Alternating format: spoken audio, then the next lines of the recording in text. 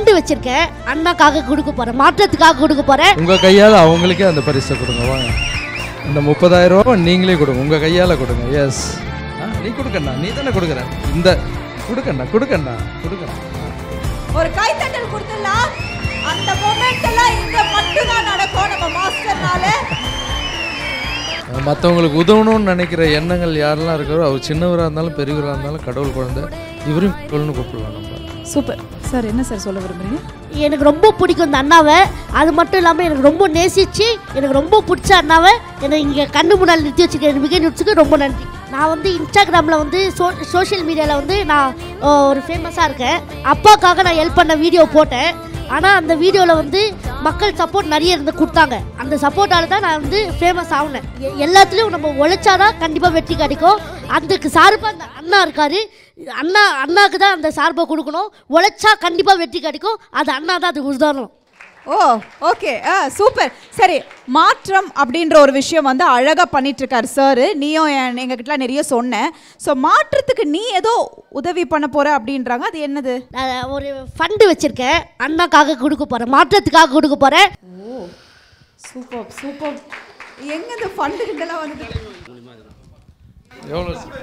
எங்க அப்பாவும் கூட இருக்கணும். அண்ணனுக்கு கூட மாற்றத்து கூட இணைஞ்சு நான் நிறைய செய்யணுன்ட்டு அவனோட ஆவலை இருந்தது.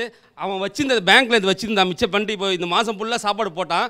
மிச்ச காசு வந்து பேங்க்கில் போட்டு வச்சுருந்தான். அண்ணன் இந்த மாற்றத்தில் போய் சேரணும், எனக்கு இந்த ஃபண்டு எடுத்து கொடுனா, எடுத்து நீ கொடுத்தேன், அண்ணன்கிட்ட கொடுக்கணும். ரொம்ப சந்தோஷம். எவ்வளோ கொடுத்துருக்காரு? 30,000 ரூபா. இங்கே பாருங்க, மாற்றம் வந்து இவ்வளோ பெரிய தாக்கத்தை ஏற்படுத்தும்னு நினைக்கல நான். ஏன்னா ஒரு குழந்தை சம்பாரித்த பணத்தை எடுத்துகிட்டு வந்து கொடுக்குது 30,000 ரூபா. இந்த மாற்றத்தினுடைய நோக்கம் நான் உனக்கு சொன்னேன்ல, யாருக்கிட்டையும் பணம் வாங்கக்கூடாது, யாருன்னா கொடுக்குறாங்களோ ஆளை காமிக்கணும், நீங்கள் எடுத்துகிட்டு போயிட்டு அவங்களுக்கு உதவி செய்யணும்னு. இப்போது திருநங்கை அக்கா +2 பாஸ் ஆகி நல்லா படிச்சிருக்காங்க. உங்கள் கையால் அவங்களுக்கே அந்த பரிசை கொடுங்க. வாங்க, அந்த 30,000 ரூபா நீங்களே கொடுங்க, உங்கள் கையால் கொடுங்க. எஸ், நீ கொடுக்கண்ணா, நீ தானே கொடுக்குற. இந்த கொடுக்கண்ணா கொடுக்கண்ணா கொடுக்கண்ணா. ஒரு கைத்தட்டல் கொடுத்துடலாம். அந்த மொமெண்ட் எல்லாம் இங்க மட்டும் தான் நடக்கும் நம்ம மாஸ்டர்னால. சூப்பர். இதுதான் மாற்றத்தின் அடுத்த மாற்றம் அப்படின்னு சொல்லலாம். Wow, super.